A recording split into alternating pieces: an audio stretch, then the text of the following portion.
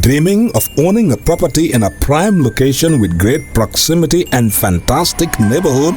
EJ Investments Sanyang Seaview Estate is the best choice you have been waiting for. Our Sanyang Seaview Estate is approximately 15 minutes drive away from the busy hub of Brusubi roundabout and into the heart of nature, where you can have a peaceful and relaxed lifestyle with your family. You can buy a finished 4-bedroom story with 5-year flexible payment plan or a service plot with 2-year payment plan option. With over 300 homes, you will enjoy big tar roads with covered drainage, modern electrification with solar street lights, gated entrance with security post, and a breath-catching experience of our beautiful sea view and lake view. You can own a home today at our Sanyang Seaview Estate. Call us today on 446-4838 or 325-9220. Visit our website on ejinvestments.net.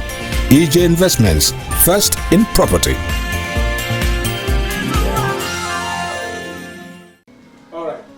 Honey, did you remind him that the last time he sent the money, it was not enough to buy all the provisions?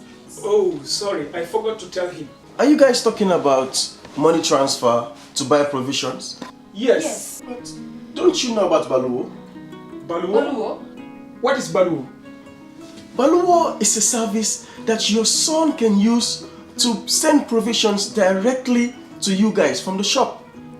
And you don't have to worry about the exchange rate. Tell me how Baluwo works. It's very simple. Just log on to baluwo.com and shop, or download the app on your phone. You can shop on the website or using the app to buy online basic products for your family and friends. With Baluwo, you decide what your money is spent on. Your money, your choice. Buy online products for your family and friends in the Gambia, Senegal, Nigeria or Mali. Baluwo, better than sending money.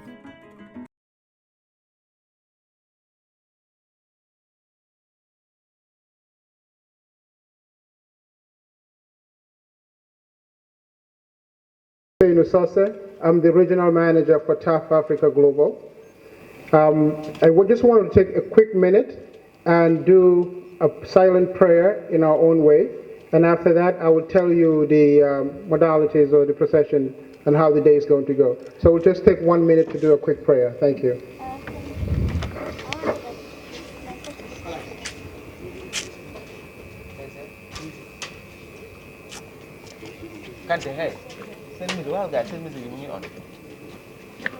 Amen. I want to recognize our partners that are here today. We have the MD of GT Bank. We also have all the different banks, Trust Bank and EcoBank did send their representatives as well. Our distinguished contractors and partners that we work with are present, and also members of the press. Each give a speech on their respective areas. And after that, then we will have a question and answer session. During the question and answer session, we will be seated on the high table, and if anyone has a question to ask, please rise and state your name and the organization you're coming from along with your question, and then we will do our best to answer it. Right after the question and answer session, then we will do a tour of the estate just from one of the houses that we have as the model, and then maybe close to the end of the street so you can appreciate all the works that we have done here.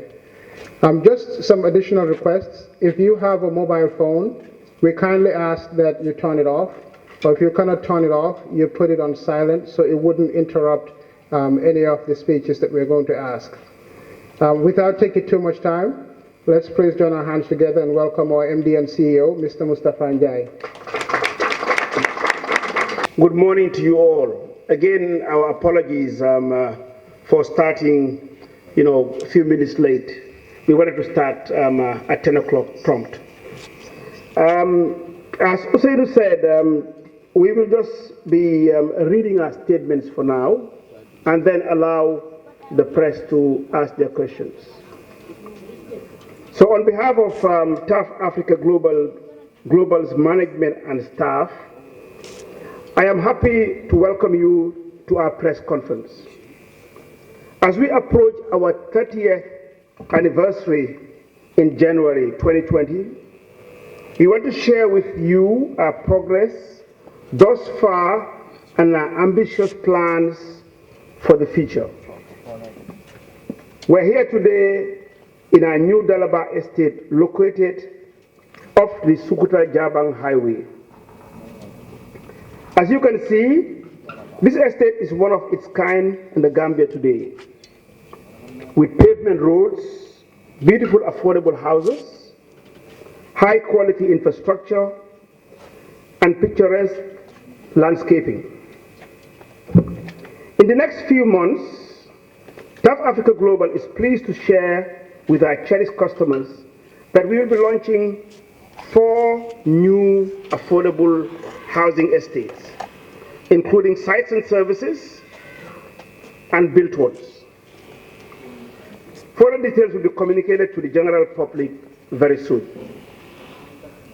Furthermore, Tough Africa Global organizes an annual conference dubbed TAFCON, one of the biggest networking events in the Gambia, which seeks to bring together different stakeholders such as government, civil societies, policymakers, academics, youths, and the media to discuss pressing economic, social issues relevant to the growth and development of our country, the Gambia. The next conference is scheduled to take place on 7th and 8th of January 2020 at the Coral Beach Hotel. We will be expecting over 1,000 participants. The theme will be centered on the Gambia's performance in a world of borders without boundaries.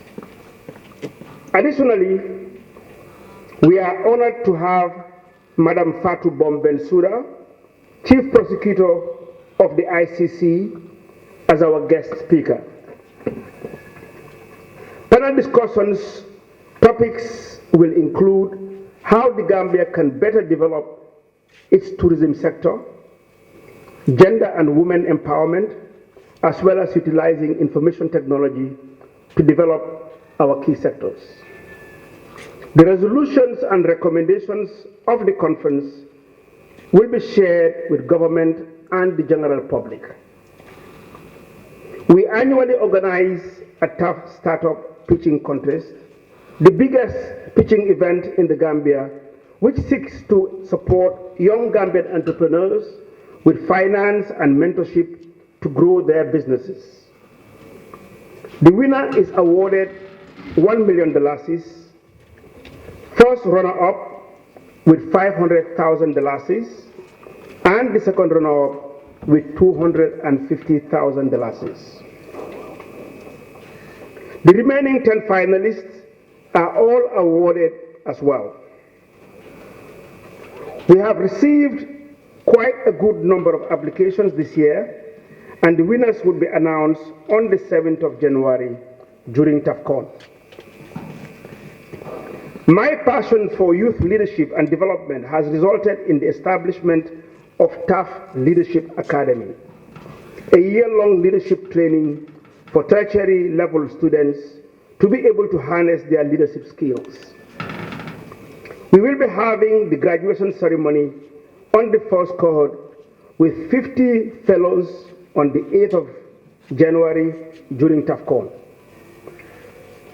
During TAFCON, we will be signing a Memorandum of Understanding, that's an MOU, with Shelter Afrique as our financial partners in our vision to delivering 1 million affordable homes in sub-Saharan Africa over the next 20 years, in which some projects will be launched within the next few months.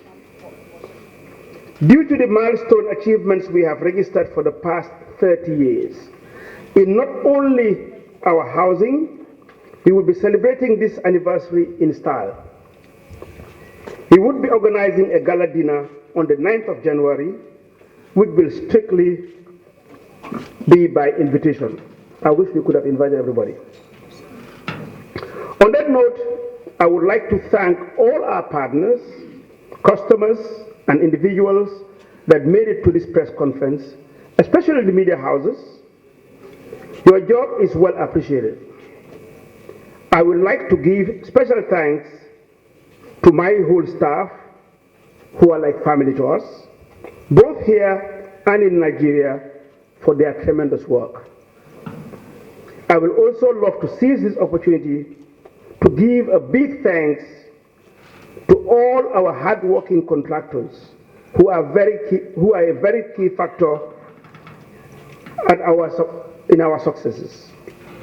Now, I will pass over the podium to individual department heads of TAF Africa Global, who will elaborate in further detail on different individual projects, initiatives, and general information.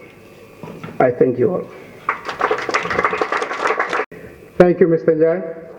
I'm going to give quick updates on the projects that we have currently in the Gambia and any additional projects that we are about to launch. As you know, Moriya Gardens, we have built 504 units and delivered to our clients. We are concluding on the final stretch of road network within the estate, which is scheduled to be completed in February 2020. As you're also aware, we launched the Triple M, which is the Majula, Mariatu, and Maimuna bungalows, in our quest to provide quality, affordable homes to our clients. A total of 73 of these units have been built and delivered in Burfoot.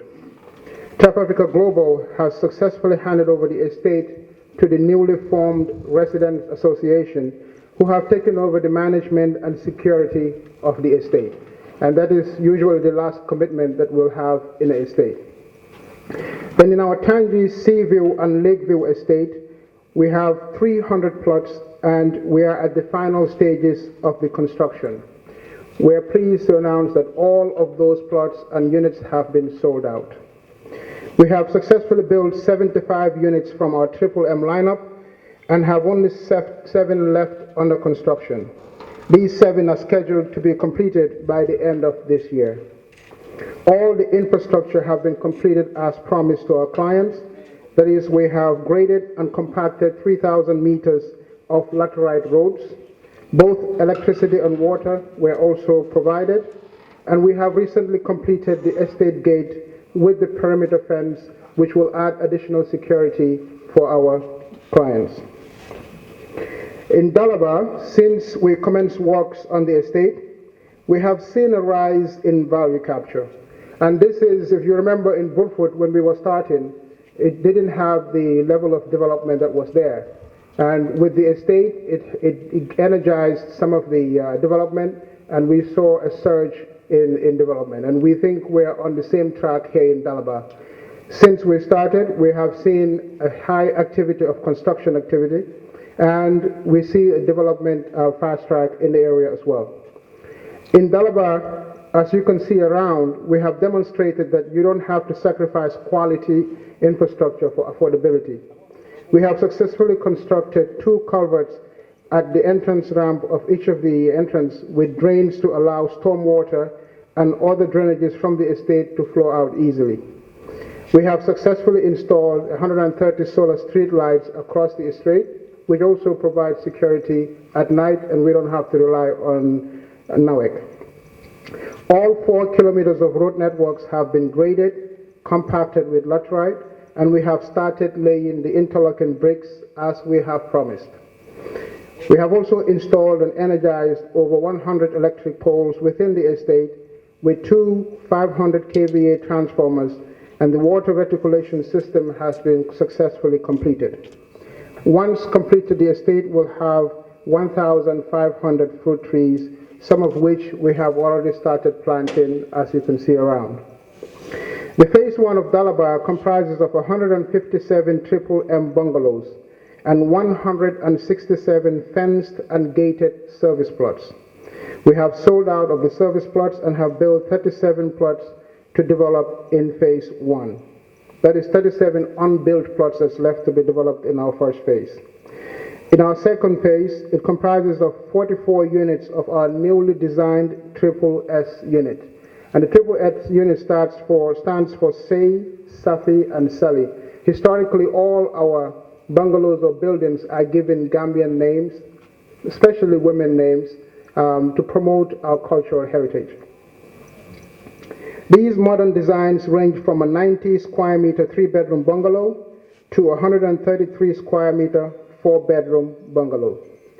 In addition to the standard features in our estate, our phase 2 will offer the following services for a small fee, which is a 24-hour security, entrance access control system, so you know who's coming in and out of the estate at all times, backup electricity and water supply, and we'll also provide gardeners to maintain the common areas within the estate of the phase 2. Aside from Dalaba, we recently launched the Moriya Gardens located in Burfoot. It's nestled about 5 minutes away from Turntable. The tough Moriya Gardens is a 20-unit residence designed with comfort, security, and value in mind. Moriya is a commonly grown flower in Gambia and will be used throughout the estate to beautify its grounds. Clients will have the option to choose from a variety of plot sizes ranging from 265 square meters, which is a 10 by 25 meter, or all the way to 413 square meters per plot, which is 16.5 by 25 meters. And the clients will have the choice of the new Triple S bungalows. The Moriya Gardens will also have some additional services, just as we have mentioned in our Dalaba phase 2. And lastly, we will then have the Tough Tulip and Tough Lily Gardens. These are new estates that we are about to launch in the new coming weeks, as Mr. Njai have alluded to. And these estates will have standard in all what we have done in the other estates. Our prospective clients can expect the following features in these estates as well, which are the surface dressed roads with interlock bricks, water and electricity at your doorstep, solar street lights, and some beautiful landscaping. We also do proper drainage system and a lot more within our estates. Each of these estates have gated and fenced service plots similar to what we have here, and the plot sizes will start from 250 square meters all the way to what the client needs. Our corporate offices, which is in the Dalaba Madiba Mall, we have renewed our vision of building 1,000 homes each year in the Gambia for the next 10 years. We have committed all our resources to making this happen while changing the infrastructural landscape for our beloved country. This commitment will be displayed in our newly constructed offices at the Madiba Mall in Brufut, which is scheduled to open in January 2020. So this is a quick update on the projects that we have in the Gambia. And now I'll turn it on to Mr. Momadou Cisse, our head of sales, to come and speak more about his area. Thank you. Good morning, everyone. My name is Momadou Cisse, head of sales and marketing of Africa Global Gambia. In the past 4 years, we have shifted our focus towards the delivery of high-quality, modern, affordable housing in the Gambia and beyond. This is evident by our target of delivering 1,000 homes per annum for the next 10 years. In 2017, Top Africa Global launched the Triple M designs, the Moriya 2, Maimuna, and Majula, characterized by modern quality finishing. These designs have been successfully built and delivered in our sold-out Brufut Gardens and Tangi Sea and Lakeview estates. During the conception of all house designs, Top Africa Global takes full customer-centric approach. A combination of demographic factors, lifestyle factors, and earning power of Gambians here and abroad are considered to be best understand our customer needs and wants. Consequently, we offer varying house sizes and various affordable prices during prices such as our 2-bedroom Moriya 2 and 4-bedroom Sarata, so as to accommodate a wide income range. Today, we are confident to say that we offer the highest quality houses at the lowest prices in the Gambia. Additionally, we take great pride in being first and one of the very few property developers in the Gambia that fully deliver what we promise to our clients. This is well manifested, as you can see in our Dalaba estate, with top-of-the-line infrastructure, pavement roads, solar street lights, and beautiful landscaping. I think it is safe to say that there is no other affordable house in estates such as Dalaba in the Gambia today. The Triple S. Furthermore, we are excited to launch our Triple S design, Safi, Say, and Sali. These include 3-bedroom 90 square meter houses to 4-bedroom 133 square meter houses, sitting on land sizes of 265 square meter to 413 square meter. The Triple S includes modern architecture and features such as larger windows and open plan living and garden spaces.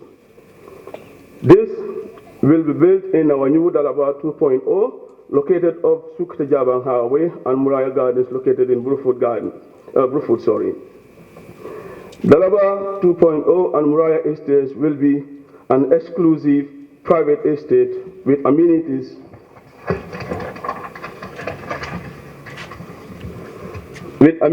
such as solar street light, 24 hours backup power and water, pavement roads, beautiful landscaping, and security.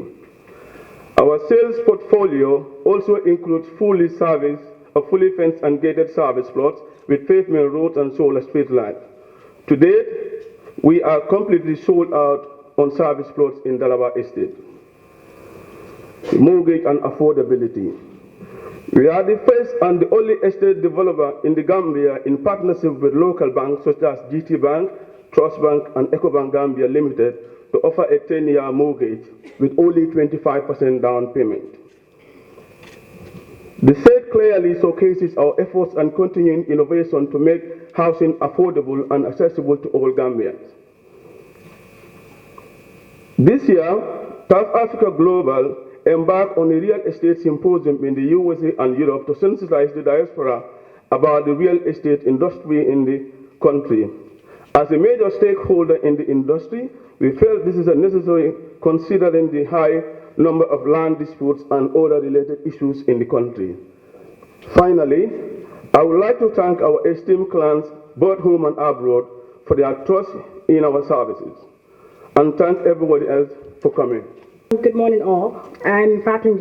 I'm the property manager at South Africa Global Gambia. The property management department is responsible for the rental and resale of properties purchased by investors. We market, rent, and manage their properties and tenants. We have over 130 properties under our portfolio today, both commercial and residential. With over 85% occupancy, my team work around the clock, ensuring the satisfaction of our tenants and investors.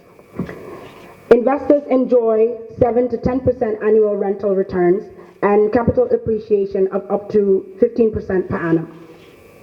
Our client base ranges from embassies, international institutions, local residents, and holiday makers. Currently, we offer residential properties in the following areas: Brufut Gardens Estate, Senegambia, Dalaba Estate, Tangi, and in Fajara. Our commercial properties include the retail and office spaces in the Madiba Mall. We built the mall in phases, starting with the ground floor. However, with the growing demand of office spaces and retail spaces, we continued to finish and build the first and second floor. We are happy to announce that we have just signed with a major supermarket who will be occupying a third of the ground floor. The first floor is currently fully occupied, leaving limited available spaces on the second floor. Our available properties are all online on www.tafafricaglobal.com. Thank you. My name is Yaba Janyai, and I'm the General Manager of South Africa Global Gambia. The Dalaba Estate was launched in June 2018, approximately 18 months ago, as a residential estate, aiming to house 374 families, comprising of fenced empty plots and fully developed 2 to 4 bedroom homes. Our initial projection was to sell out Dalaba within 24 months. However, in 12 months, we sold out on fenced empty plots and are currently left with merely 30 plots to sell. The infrastructure cost of the Dalaba estate arrives at over $30 million. This includes interlocking pavement roads, solar street lights, water and electricity supply, and 1,500 fruit trees and beautiful landscaping. To date, we are working with over 35 contractors to execute the infrastructural and building works combined, of which 75% of Gambian contractors and 25% non-Gambian from the sub-region. Nonetheless, I must underline that this percentage composition is increasingly shifting, with more contractors being foreign nationals as a result of the widening gap of the Gambian vocational skills pool. Our staffs that manage and maintain the Dalaba estate development to date are over 50 in number, 90% all age 40 and below, and 51% being women.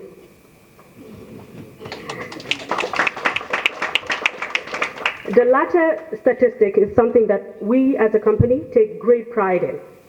As women, empowerment is central to our value and way of business.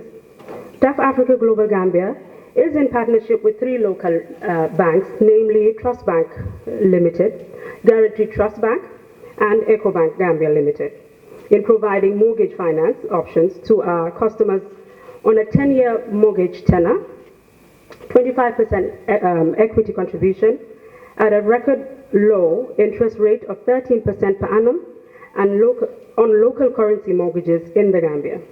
In total, these banks have processed 110 successful mortgage applications so far. The aforesaid are pure markers of who we are as proud Gambian company aspiring to tackle challenges and seize opportunities in order to enhance Gambian lives one house at a time. Thank you. Good morning. My name is Mariam Job, and I'm the project coordinator for GAITAF Special Economic Zone.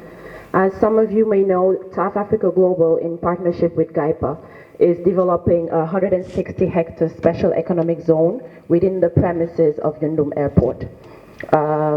With this PPP, the government and TAF has created a new company called GAITA Special Economic Zone Limited, which is in charge of developing, operating, and promoting the zone.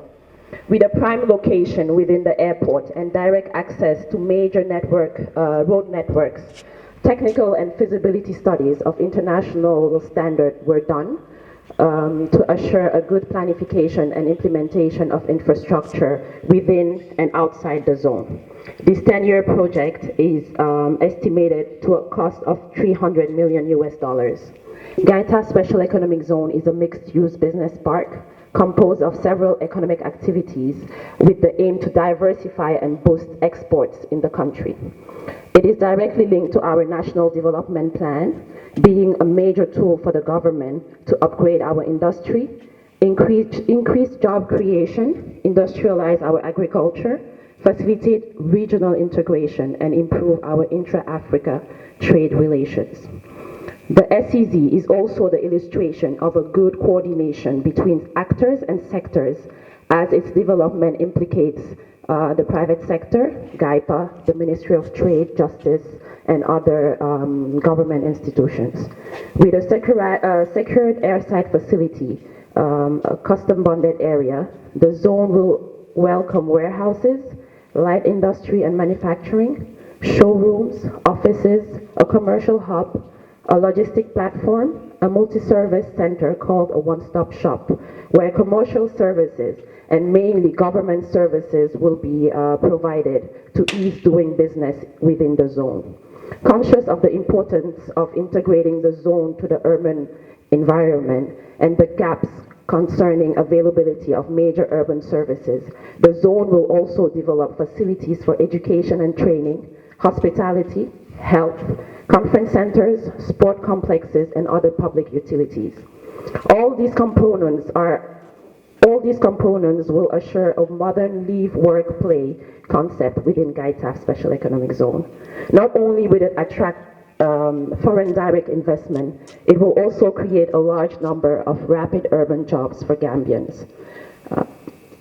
Companies within the zone will be eligible to attractive fiscal and non-fiscal incentives that are part of the investors package and support from GAIPA, who is the gateway to investment in the country. Its expertise is an important element to the success of GAITAF as a competitive and integrated zone within the region. Being a member of the Africa Economic Zone organization, we are conscious of major challenges that are faced by special economic zones in Africa and within the world. Indeed, circular economies, climate change mitigation, and digitalization are most important challenges faced nowadays. All these challenges are taken into account in our strategic plan elaborated for the development of the zone. Not only would it be a business park, GAITAF will be a dynamic district playing a key role in the economic development of the Gambia, being a major actor in the sub-region, promoting intra and extra exportation in the continent. GAITAF Special Economic Zone has already completed warehouses and more availabilities for investors. Thank you. Good morning. My name is Hassan Sose. I'm Regional Manager for TAF Africa Global.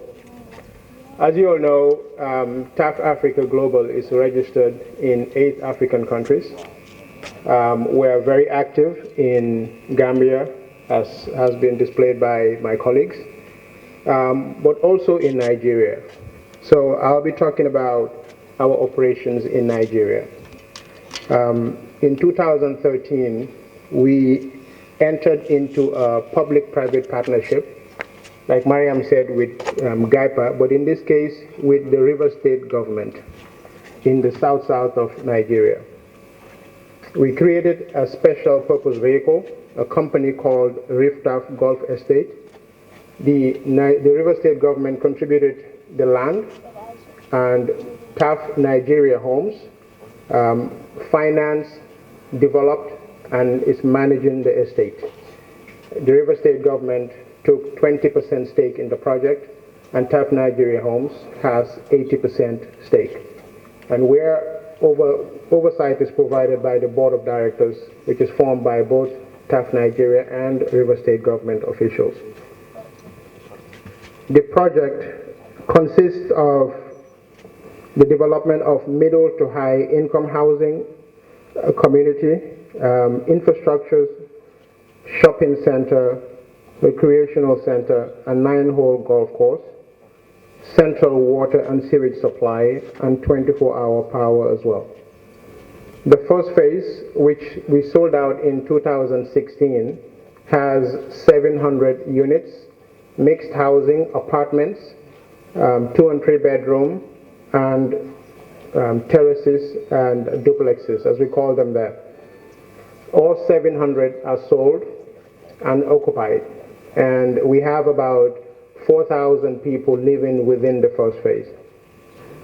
The second phase is about 25 hectares with 300 only duplexes, that is the story buildings, 4 and 5 bedroom. We've sold over 90%, and we have about 250 residents, households occupied, with almost 1,000 people. So within the estate, we have upwards of 4,500 people living in the estate. It's a fully developed community. And we're proud of it because it's the biggest housing estate within the south of Nigeria. As you know, Nigeria is a very big country. Comparing it with Gambia, Gambia has a population of about 2 million people. River State itself has almost 6 million people. So to do this at a big scale and leave a mark in Nigeria from a small Gambian company speaks volumes, which we are proud of. In the second phase, we had to sandfill a marsh land with 600,000 cubic meters of sand. And sand filling we did it 3 ways: by dredging, pumping sand from the river directly onto the site. We hauled sand by barge, which are boats, and also by tippers and dump trucks. So it's a massive project. In 2013, the scale of the project was $166 million. The project is currently 95% completed. We also have a shopping mall with 121 shops, of which 83 are sold out. The thing we are proudest most about the estate, beyond having a small Gambian company go and do big things in Nigeria, is that we brought with us 400 Gambian, Senegalese artisans, engineers, and supervisors, most of which were involved in the building of the AU villas. So they were sharpened and developed there, and they went to assist in the supervision of the construction of this estate. And when we went there, we promised that we are here to stay and make a mark on the community. Doing business in that part of Nigeria can be very challenging with security and other issues, but we were accepted. We developed and left a mark on that community. We empowered, financed, trained local contractors, developed capacity with our Nigerian staff there, and today most of those Nigerian supervisors are here along with their Gambian counterparts in the supervision of our projects in Gambia. And this shows how much of a Pan-African company we are. In Nigeria, we expect to complete this project later next year, around Q2 or Q3, July to September. And we are currently negotiating with the federal government in Nigeria, as well as other states, to develop other projects. To date, we are a dominant real estate housing development company in Nigeria. Thank you so much. Good morning, everyone. My name is Fatou, Program Coordinator of South Africa Foundation, which is the corporate social responsibility branch of South Africa Global. We see it as a moral obligation to not only nurture and groom the next generation of African leaders, but also to make a difference in the lives of communities. The foundation has 7 different initiatives targeting different sectors of the country, and these include TAFCON. TAFCON has grown to become one of the biggest networking events in the Gambia. It brings together over 1,000 participants, including the government, National Assembly members, as well as other stakeholders in the country, as Mr. Njai mentioned. Through the TAFCON, individuals have been able to build their networks and partnerships, as well as got employment opportunities during the TAFCON. The second initiative we have is Staff Startup. It is also an annual national pitching contest for young Gambian entrepreneurs within the age of 18 to 30, aiming to encourage youth entrepreneurship and innovation. Over $4 million is awarded to top candidates. This initiative also provides these young entrepreneurs the opportunity to get mentorship from top business leaders, provide exposure to grow their networks, as well as help develop their businesses. Since its inception in 2018, we have received 93 applicants in the first year, and only 25 met the criteria and shortlisted. This year, the criteria were made more simple as well as easier, but we received 76 applicants and 43 met the eligibility criteria and also shortlisted. The third initiative we have is Staff Training Institute. As our CEO is a skilled TVET expert, he provides facilities and resources for young people to undergo a 6-month internship opportunity in the areas of construction, digital marketing, architecture, plumbing, etc., to be able to develop their skills.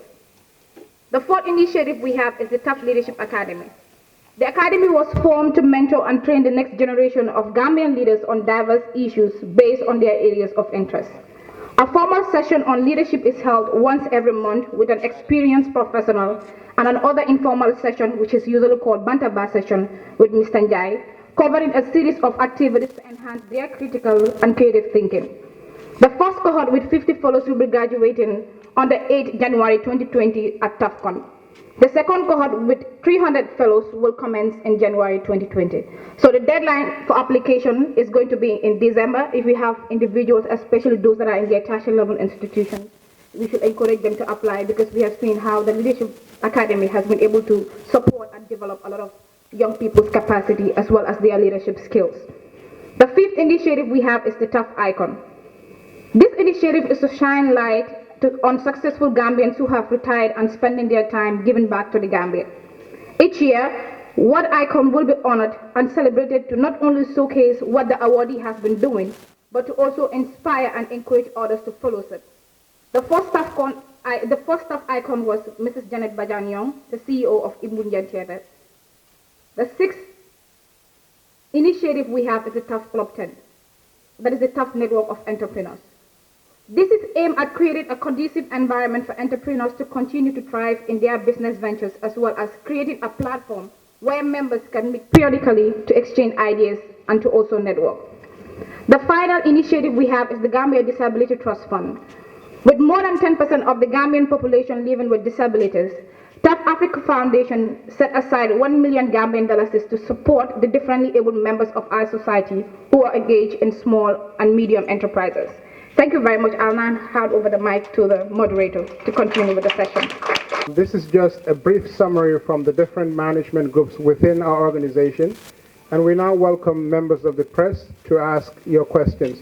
If I can just ask, if you have a question to ask, please stand up, so state your name and the organization you represent, and we'll try to limit the questions to maybe one or two at a time, so our team will have enough opportunity to answer it accurately. So I'll pass it on to the members of the press. We do have cordless mics that we can share around. If you have a question, you can use this to speak louder. Thank you. Good morning. I am Keba Jeffam. I work with the Chronicle. I must first begin to congratulate staff through Mustafa Njai for the wonderful job you are doing in terms of modernizing the Gambia. Aside that, the question I have, with all the good projects you are launching in the Gambia, yet the poor people are seeing, they are not seeing themselves in your projects. They say it is too expensive. Do you have anything for them? Second question, do we also see tax intervention in wider Gambian community? Let's say in the rural Gambia, you go to Janjambure, these are good locations, but then we don't have good attractive places.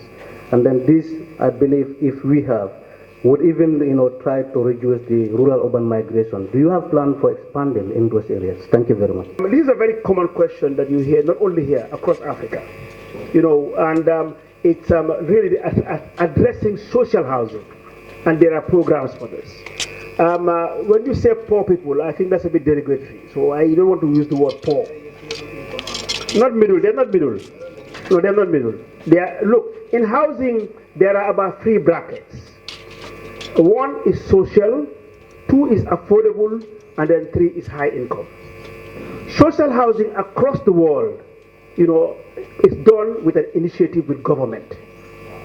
There are government and there are other international initiatives that play a part in addressing social housing.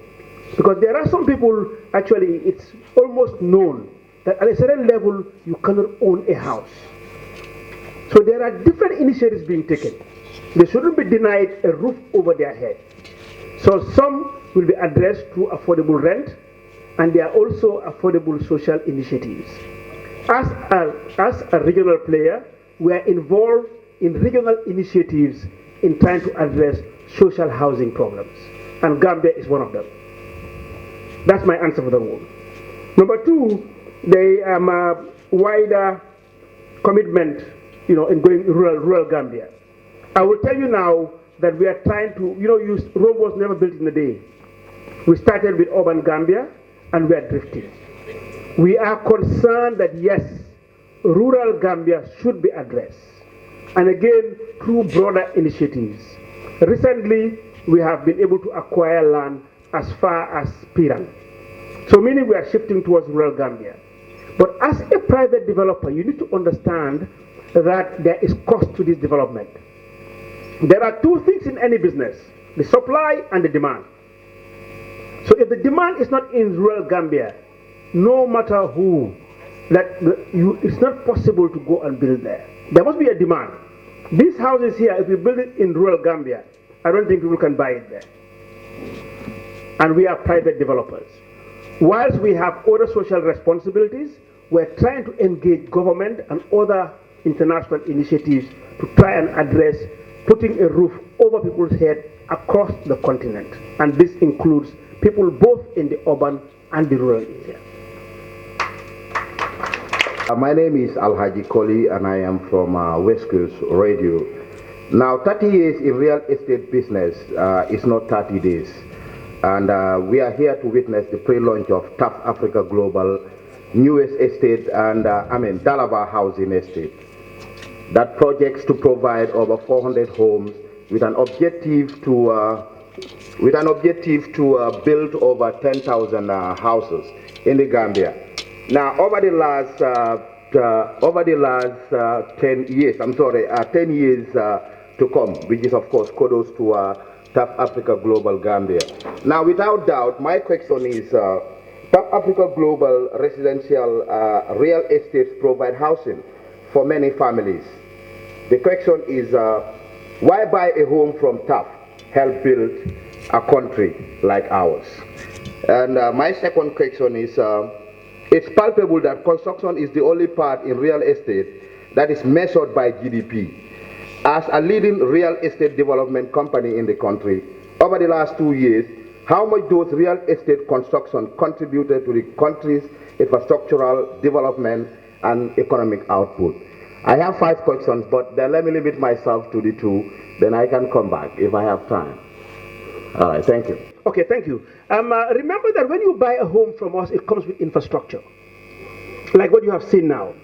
Because let us now just address real estate currently in the Gambia. There is a proliferation of real estate agents and companies everywhere.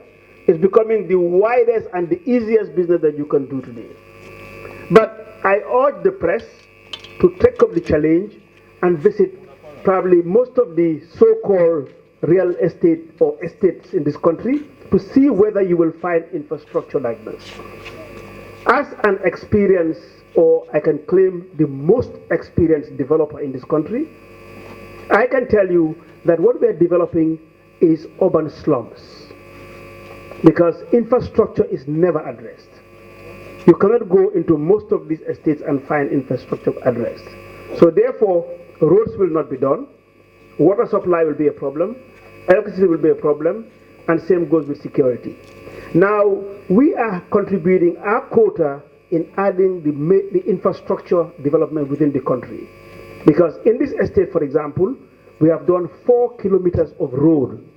And these are first-class road. I don't need to tell you, you can just see. The component of the road is with 200 millimeter thick laterite compacted. And then the pavement blocks you see on here are 8 centimeter concrete pavement blocks. So this will almost last forever. Same goes with power. As you can see here behind us, we have a transformer. So there are 2 transformers, just for the estate. So there is clean and steady electricity. Water supply, same goes with it. Properly designed water supply. Same goes with the energy, the street lights. So as you buy from us, because we have raised the bar to these standards, this helps to improve on the general infrastructure of this country, meaning modernizing it. Does that answer your question? Yes, thank you. Construct measured by GDP. I think construction should measure, I don't want to quote wrong figures. The economists probably will tell you this old statistics, but it's very high. And what you have to remember is that construction has rippling effects. Don't only look at the construction side of it, but look at the economic development of it. Because once we build as constructors, remember, one, there are other side businesses, those who are selling building materials, even revenue to government from tax. Because we pay VAT, on all our buildings, which is 15%. We pay corporate tax, again, a social corporate responsibility. So I don't want to quote figures, because if I don't have the figures, I don't want to be misquoted. But I think construction measures a very high percentage of Gambian GDP. My name is Modou Lamine Diouf from King FM. Naa doon bëgg a ñaan su dee possible na small question bi si wolof. Because am nañ fa olof si xibaari olof.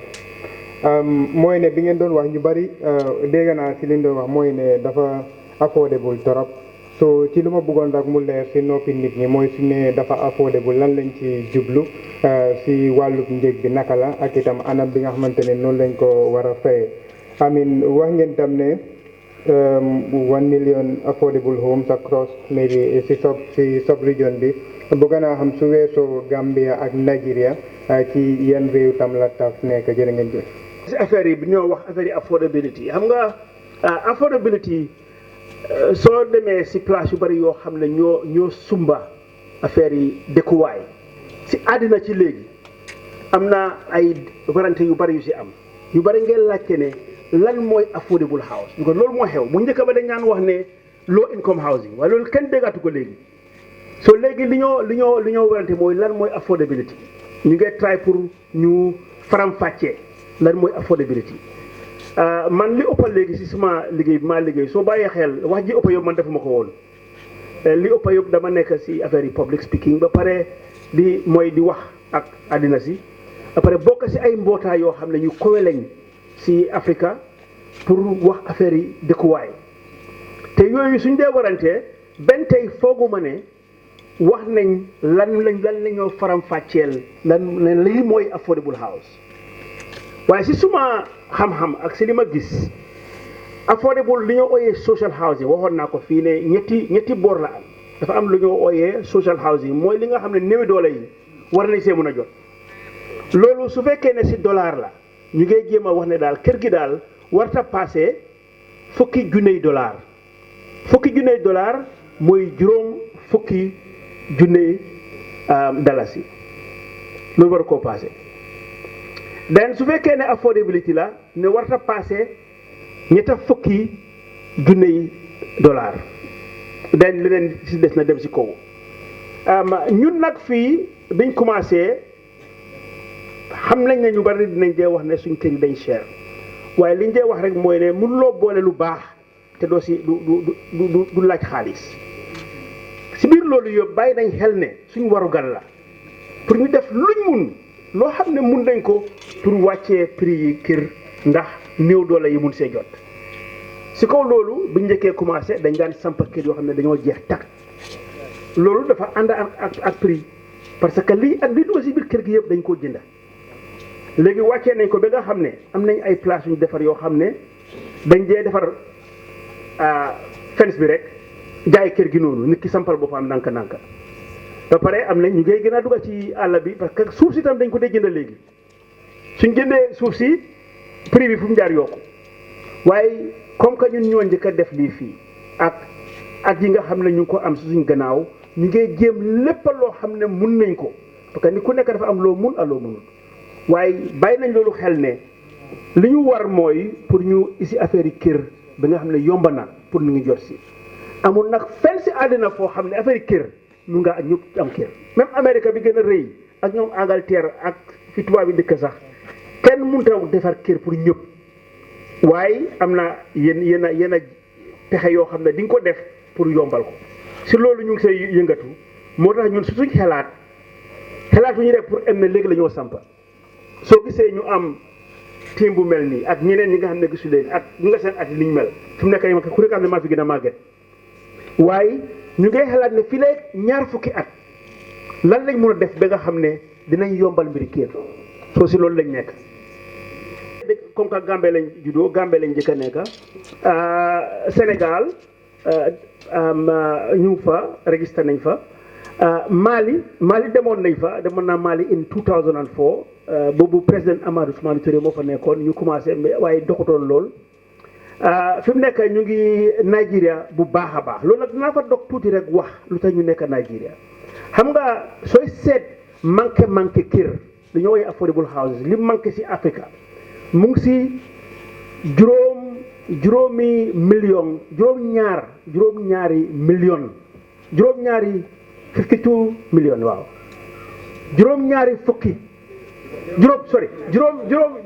juróom fukka ak ñaari million loolu la kër yi manqué si Afrique Nigeria rek moitié bi genn wàll gi yëpp Nigeria la nekk muy ñaar fukka ak ñaar li million yi li kër loolu la Nigeria soxla si angale rek pour mu gën a gaaw mooy ne the housing deficit in Africa is about 52 million.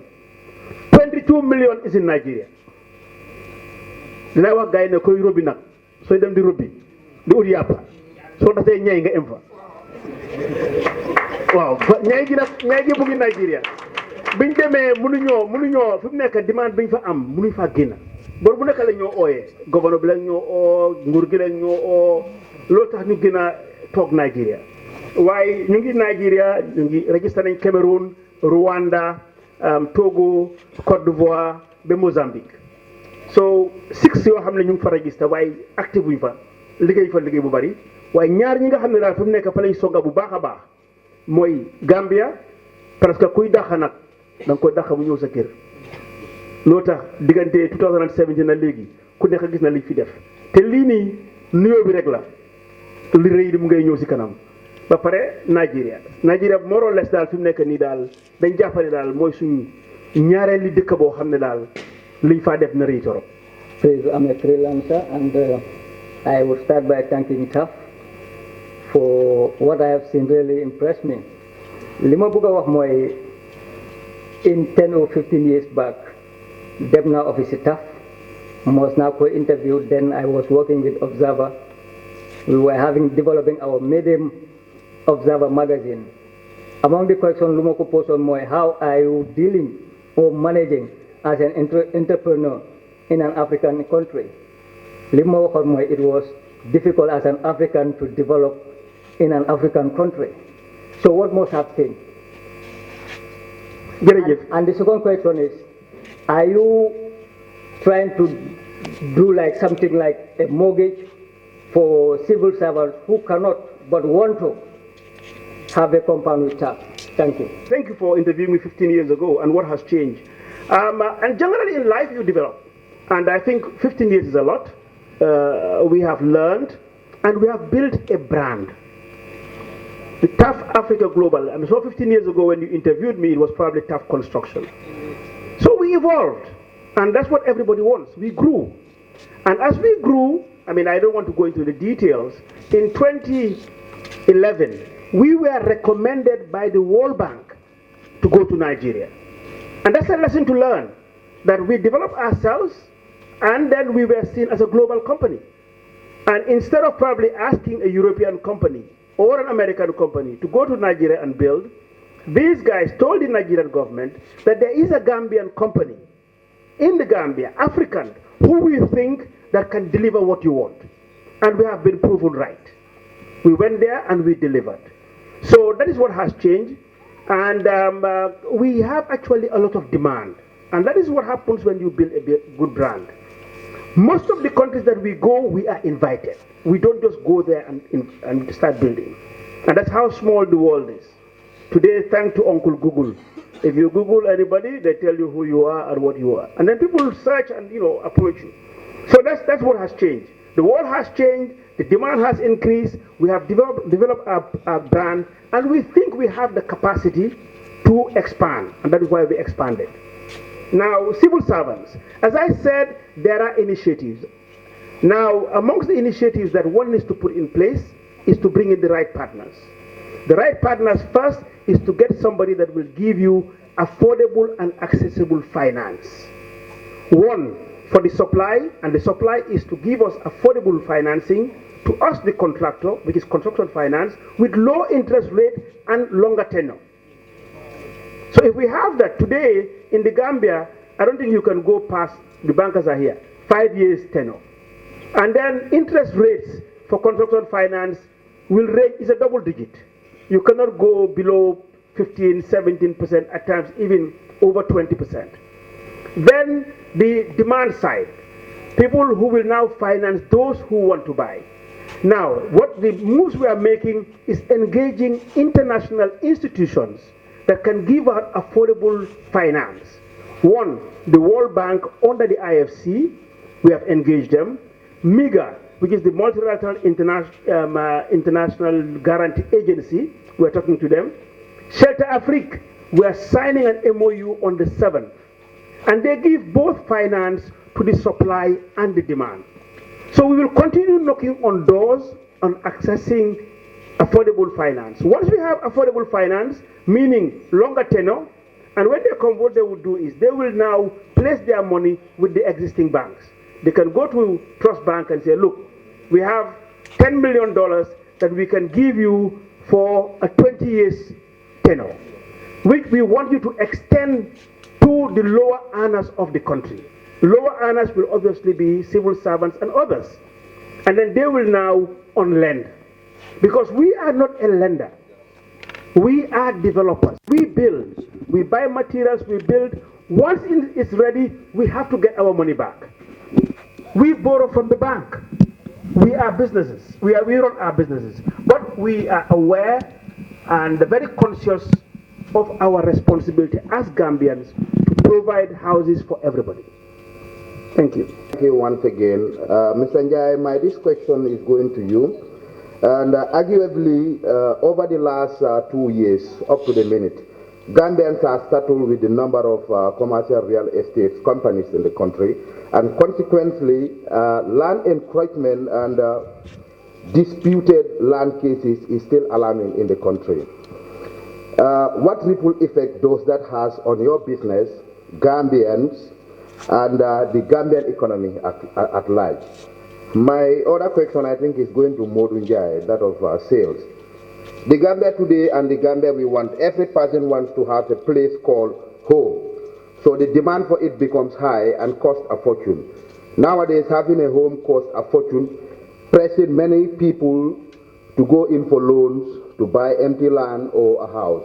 Now, given the number of commercial banks operating in the Gambia, what has been their contributions in terms of offering home loans availability to Gambians, if there is any, and how will that help to boost, real estate, business in the country? Thank you. Okay, good. Mr. Njai, so can I ask the last question? Yeah, go ahead. Let's forward it. All right. And my last question is going to you, Mr. Njai. Young people of my age, let me put it that way, foresaw your output in real estate development along Brufut-Tanye Highway, irrespective of unfavorable business climate in those days.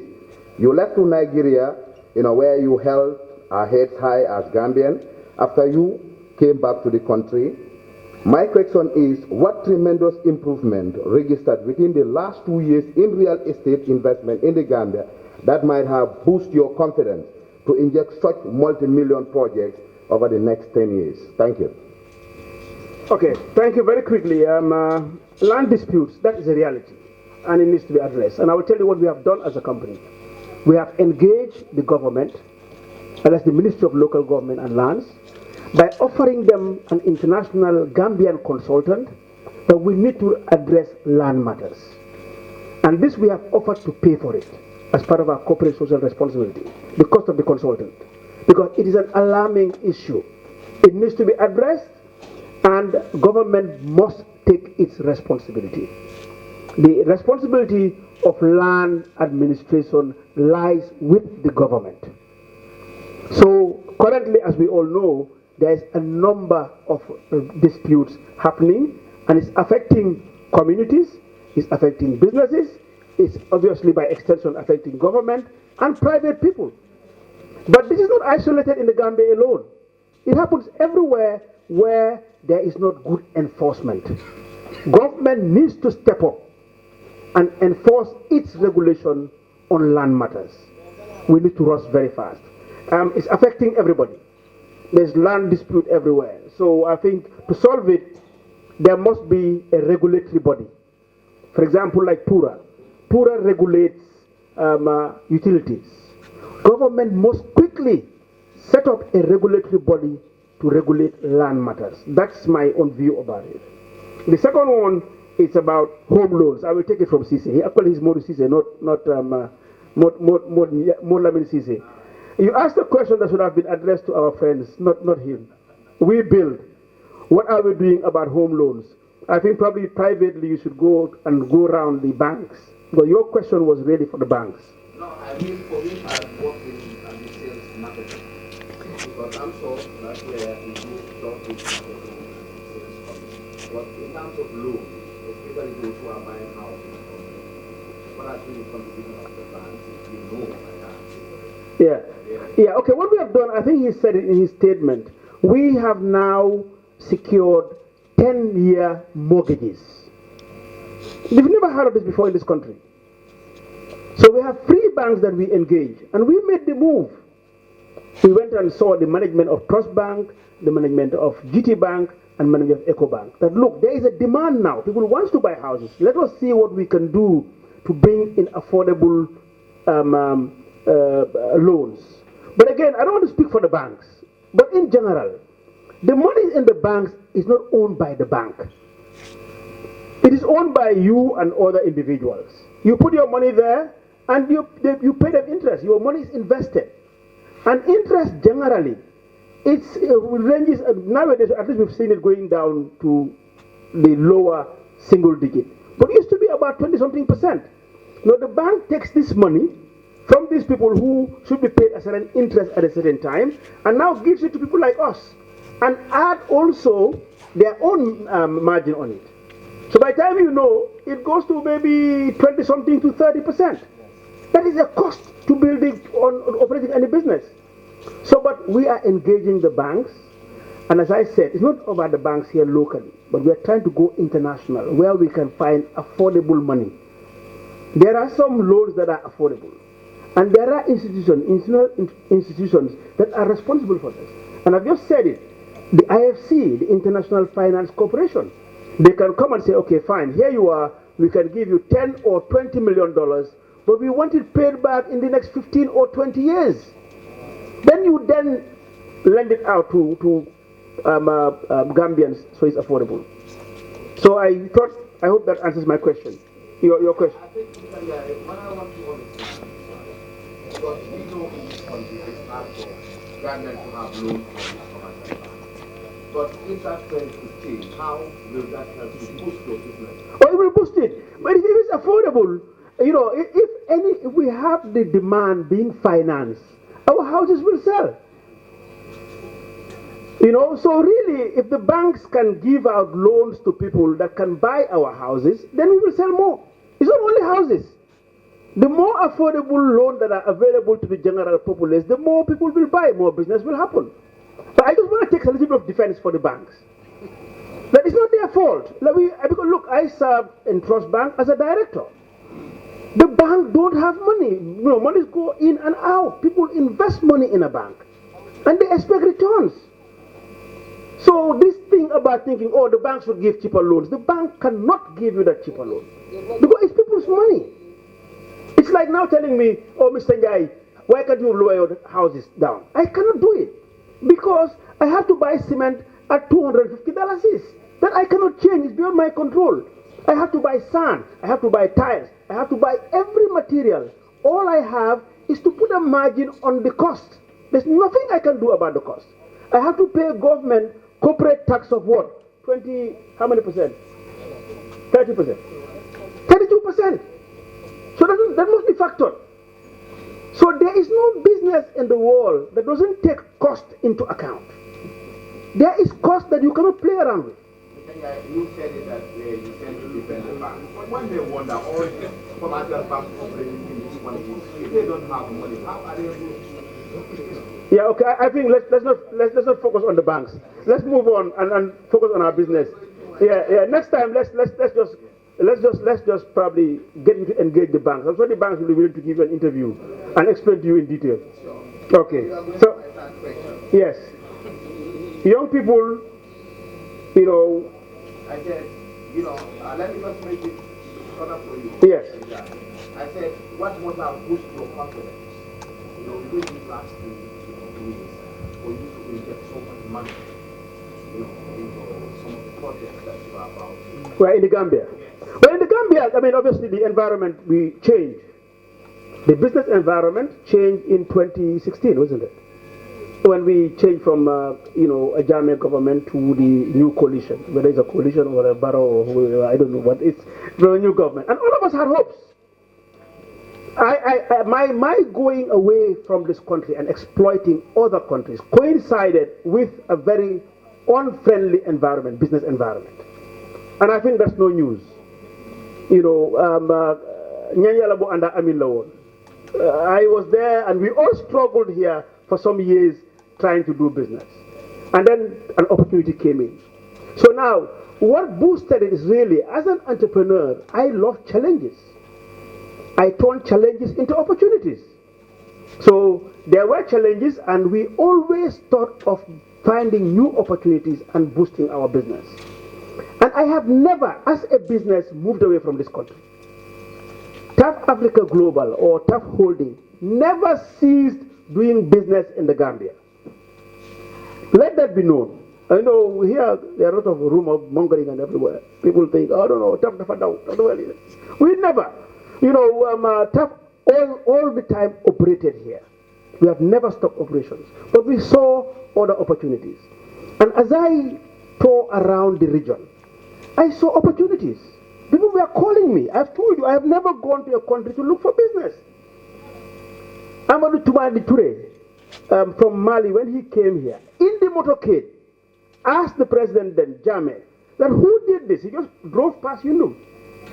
And Jammeh told him, it's a Gambian who did it. And he couldn't believe it. Gave me an appointment within 24 hours. I went to see him at the Kairaba. He said, look, I want to invite you as quickly as possible to Mali. I am interested in what you're doing. So I went to Mali.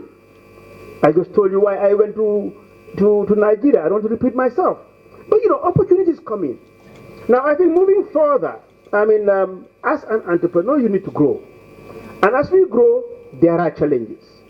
Challenges, and then there are opportunities. Today, now I am more or less retired now. I deal with strategies and also do a lot of public, speaking and inspiration. But I just want to highlight that we are focusing on the next generation of Gambians that will now lift companies like TAF Africa Global to another level. If you look at here, these are all professionally qualified, competent staff that we have. And these across the board. Those at the back there are contractors who are Gambian, in number about 30-something of them. We try to build their capacity. Because in life as a person, I will go, I'm on the exit, whether I like it or not. You can see here in the front row, I'm the only one with the gray hair. It's a sign of it, whether we like it or not. But what we have been able to do with TAF Africa Global is to build capacity. We are confident that the capacity we have in construction, there is not a single Gambian company that has it. We reign at the global level. In my personal capacity, I have worked for 45 years. I started working at the age of 18. And I have done everything in construction. And probably that's why I have been able to compete at the global level now. Now, with all the staff that you see here, they are now building their capacity. They are doing through mentorship. They are being trained. We are now paying for some Gambians to go and study. We have our staff who are studying internationally. We send them around to do their internship. So we're building a big Gambian family, because what we would like to see is, for example, what CSA is doing today out of Senegal, or what Wimpy is doing out of England, or what Ford is doing. I might not live long to see it, but we have a clear vision where we want to take this company, because there has been a lot of questions and debate about continuity within local companies. And I don't think, I have very high hopes that will not happen to Africa Global. Because we have been tested and we have gone in very difficult areas. I don't want to go into details. If you go to River State and do anything like that, those who are Nigerians will tell you, then you have passed the test at the global level. You will have things like, I'm sure those from Rivers will know, kidnapping, bullets. If I share my example, that governments will open their mouth. I ran into a bank robbery, guns fired, bullets flying everywhere. We had experiences like that. It's a very difficult terrain. We built on a swamp. You will see the pictures. 2 meters of water. We had ships into the river. Dredging, meaning as you dredge, we pump the sand 650,000 cubic meters. That's no child's play. So I think we have been proven now as a company. We pray to Allah, the Almighty, that it continues. We are now in the stage where the baton is being passed. I think I've done my bit. I am happy, I am pleased as a Gambian that I have proven that every Gambian can make it with hard work and honesty. So that's where we are. We are pleased, before we wrap up, let's just probably have one or two questions. It's getting heated. Once again, I am actually worried when she said that there will be some reduction in terms of engaging Gambian contractors because of low skills they have. So I'm trying to reconcile this with the unemployment rate that we have in this country. From your social responsibility as a company, do we see your company investing on this to train people so that this could be a history as far as capacity is concerned in this country? Secondly, perhaps this is something you need to clarify because there have been shadows there have been shades that have been thrown at you that the manner you acquired the learning blue food was not all healthy. How did it go? My name is Lamin Jai, Uncle Top. Good morning there. So my question would be a very simple one. I just want to ask you, for the past nearly 3 decades, I want to know the demographics in respect of your clientele. Who are the people who usually come to you for business? Are they older Gambians? That's what I want to know. Thank you. I'm a freelance in the Master Banco online platform. Basically, looking at these houses are not meant for extended families. Are you catering them? And one, how much does it cost for someone to own a house here? As an entrepreneur who has been in this business for a while now, what would be your advice to government? Because we have seen so many real estate developers in this country. What advice will you give up? You said you have retired. Do you have any regret for not being awarded the Banjul, project, being somebody from Banjul, if I understand? Thank you. First question, I think, is reduction of Gambian contractors. Actually, we didn't say so. I think there's a misquote there. What we've just said, we've observed. That's what we've observed. We didn't do it. We have observed that 75%, was 75-25, and it is reducing. There's a reason for it. Could be reduction. What do you mean? What could be reduced?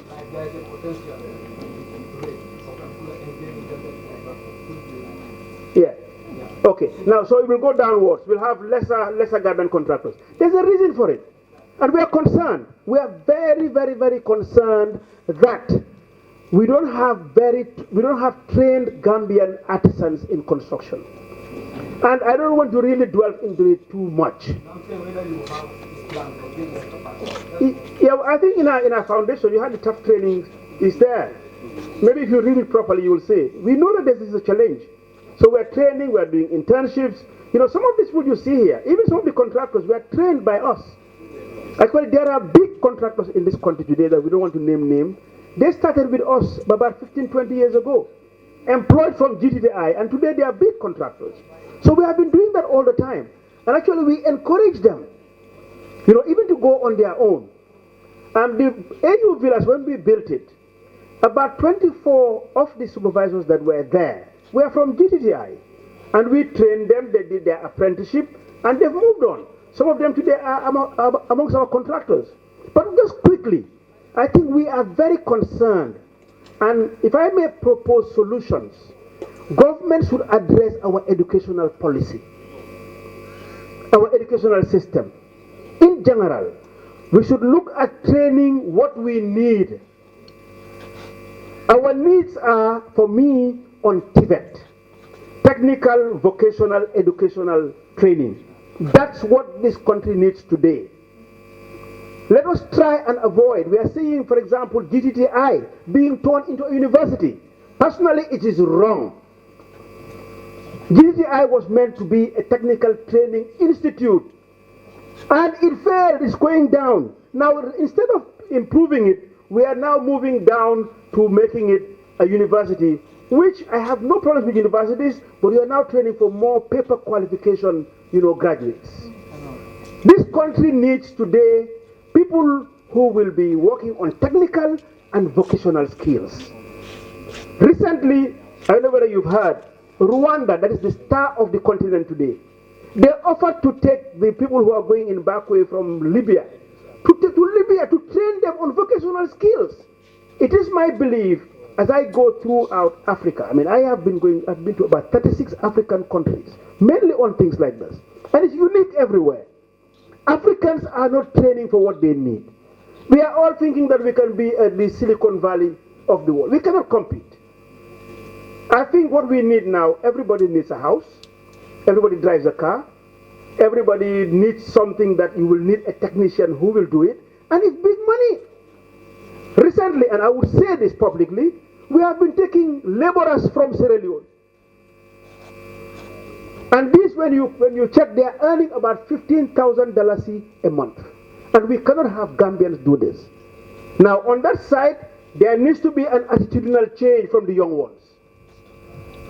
They are not ready to work with their hands. And I will say this loudly. If we don't do it, we are competing, one, within the sub-region, where others will cross the border and do it and make the money. So there needs to be an attitudinal change. When we were young, we loved to work with our hands. There was nothing wrong with working with your hands. But these days, it is sad to say that our young ones don't want to work as hard as it takes to earn money. And I would like to encourage them that if they want to compete within this globe, they need to be ready to sweat and take up communities. And one of them is Tibet. Tibet is something that we jointly need to promote if you want to move any country. So that's one. That is why it's reducing. We're very concerned. And it's reducing whilst others are coming. Because it's an opportunity. And some of these guys that come, for example, from Nigeria and Sierra Leone, they're even better, more educated than the ones they find here. But because they're going through a lot of challenges, they will come and do the work. I mean, a carpenter today, if you are ready to sweat hard and work, you might take home about $20,000 or more. So why are we not getting our young ones to work on this? So that's the answer. We need to look at our educational policy, where we identify young people and encourage them and provide the facilities for them to take up technical and vocational training. That's one. Land in Burfoot, very, very, very controversial. I know I hear this almost every day. And I don't think it will ever go away. If I just backtrack, we went to the commission, the Jana Commission, and very explicit. Everything that happened with the land, we explained. And the Jana Commission is out. So if there was any wrongdoing, I guess like most things that have been confiscated, it would have been confiscated. But we were vindicated. And we have our title. Just probably further back, we applied to government when we raised the finance. Actually, it wasn't Burfoot that we started with. We started with Canifing. Then there were issues like this. Then at the time, the government realized that they made an error and moved us from Canifing to Yundum and then Burfoot. We were allocated title by government. Now, if anybody probably has rights to it, and I tell people now, go to the government. If the government fails, go to court. If it's legally yours, if you go to court, the court will decide. If somebody comes and claims my cab now, what do? Go to court. If it's yours, you'll prove that yes, it's mine, and I'm sure you'll be compensated, or it will be given back to you. So I don't want to really go deep into it. We think we fulfill all the legal obligations, and we were allocated the parcel of land as an investor, and we invested. I am really surprised, though, that all the claim about this, nobody claims about another international so-called foreign land that was foreign investor who was given, who has not developed up to now even 1/3 of the land. So we have developed 100% of the land. But right opposite us, the land has been allocated about the same size, and not even 1/3 was developed. But nobody will ask questions, but they'll ask questions about us. But I think that is the reality. I think the best answer is that if anybody has legal title to it, please, please, please go to court now. Get a lawyer, fight for it. Okay? So I think that's for the Burfoot land. Clients over ages. We are seeing really, let me tell you, not only ages, let me tell you demographics. Here in this country, not only in construction, the GDP of the Gambia has a contribution of almost 25% from the diaspora. So anybody doing business in this country without the diaspora, you will not make it. I'm sure the banks will tell you. So we target the diaspora because they have the money. They have the money and in hard currency. But when these people, what we have realized that when they buy, they don't only buy for themselves, they buy for family members. So the diaspora is contributing over, what, $250, $300 million a year. Because our GDP is over $1 million, over $1 billion. So if it's 25%, the diaspora remits money into this country over 200 and something million dollars. And I can safely say that minimum half of that amount goes towards buying land and houses because that's their major problem. And when they buy, what we have noticed, that they don't live in it themselves. Very few will buy for investment, but the majority of them will buy for their family members. Their parents who have been renting, they take them out of rental. Some obviously will buy for investment. I think, Njai, I hope that answers your question. Great. And then extended family system, advice to government. I think I said it already. That, look, we need to create platforms where all stakeholders, led by the government, should regulate the sector. And it's an urgent need. We need it yesterday than even today. Because otherwise, it can bring about crisis. And I hope that government realizes this. A regret for not being awarded the Gambian, the Banjul project. By the way, Alaji, I am not a contractor. We are developers. I stopped tendering for jobs in 1998. We are developers. So even if they came and gave us the job, not even tendering basis, and somebody with capacity, the capacity that we have seen in this country, that Guy Enterprise has given, we have never seen a Gambian who has done it. Let's name it once. I have been in construction for 45 years. We have never seen one single Gambian with the capacity that Guy has in road construction. The process, I don't want to go through it. But I think there is a need to help develop Gambian capacity. In some countries, what they do, they handpick because they want to build local capacity. CSC is not who they are because, they were competing with everybody. They're giving local preferences. We must learn as Gambians, if we want to grow, to give local preferences based on capacity. If one has the capacity to do it, then you will look at the cost, whatever. But what I can see from my eyes, in the Banjul project, going through Ken Street, Hill Street, it is an excellent job. I don't know about the process, whether they follow the process, how it was done, but physically what I can see, I think Banjul will live never to regret having done that. We have now parted with the poto in Banjul. It was done to international standard. I am not speaking for an individual, I am speaking for the policy. That if we want to develop as a country, we must learn to support our indigenous businesses. And Guy is an indigenous business. I am not talking about incompetence. If they are incompetent, no, don't give it to them. Let them deliver. But when they can deliver, we must lean. We must bend the rules slightly to support our local companies. That's what happens. Go to America. Buy America. What did Trump say when he came? Fight in China. Why are we always ashamed of supporting our own businesses? Today, we are proud, for example, let me just take on you guys, the media. Look at the media. We have seen a serious development within the media fraternity. Radio stations being owned by Gambians. When we first started, it was Peter Gomez probably who was the first to own a radio station. Today, how many Gambians own radio stations? Today, how many Gambians own TV stations? We must learn to support our own. There's nothing wrong in empowering your companies. Yes, then transparency must be there, the policies must be right, so I don't want to be misquoted. And I don't know how the Banjul project was processed. But all I can tell you, what I have seen in Banjul today, we are proud as Banjulians to have roads like those. So again, I am also proud that it was given to a Gambian like Hadim Guy. And I raise my hand and I want to broadcast it loud. Because he's Gambian, I am very proud that it was given to him. On that note, I think we can wrap up. when I get heated, I knew that you guys, I'll move on with this, and that's what comes with age and having started all this. So I gave them all the time to speak out from their red speeches. But let me just thank everybody, and then we'll do the tour. We've been here for about almost going to 2 hours now. We're very pleased that you made time to be here.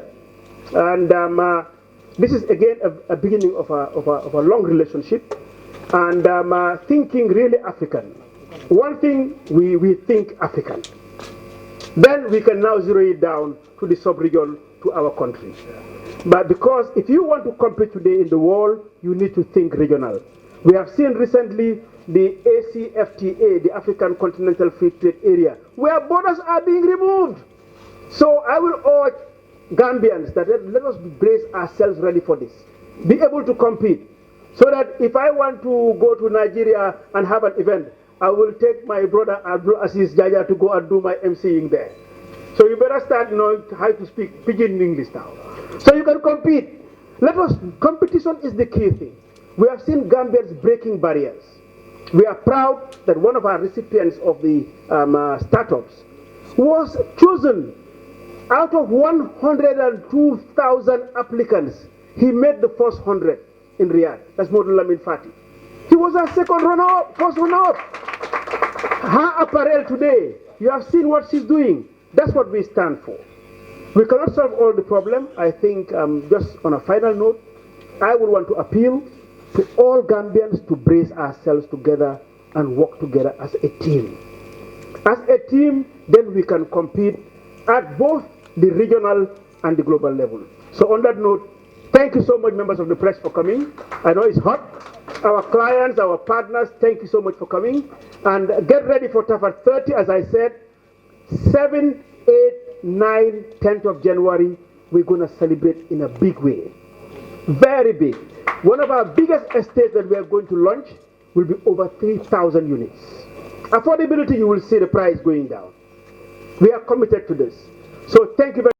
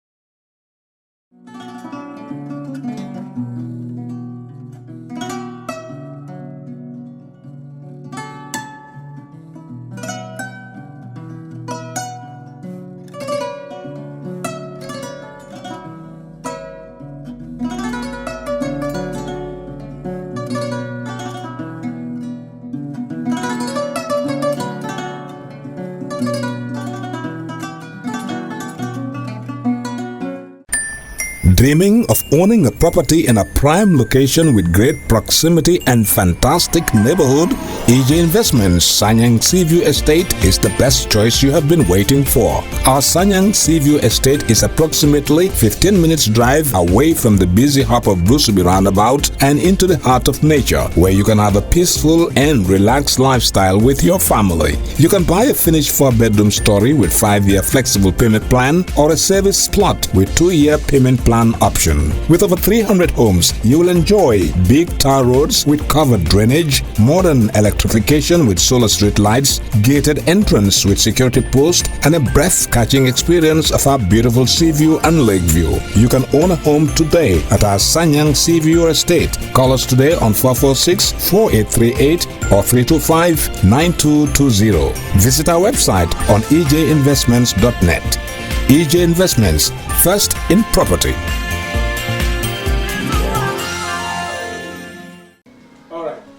Honey, did you remind him that the last time he sent the money, it was not enough to buy all the provisions? Oh, sorry, I forgot to tell him. Are you guys talking about money transfer to buy provisions? Yes. But don't you know about Baluwo? Baluwo? What is Baluwo? Baluwo is a service that your son can use to send provisions directly to you guys from the shop. And you don't have to worry about the exchange rate. Tell me how Baluwo works. It's very simple. Just log on to baluwo.com and shop, or download the app on your phone. You can shop on the website or using the app to buy online basic products for your family and friends. With Baluwo, you decide what your money is spent on. Your money, your choice. Buy online products for your family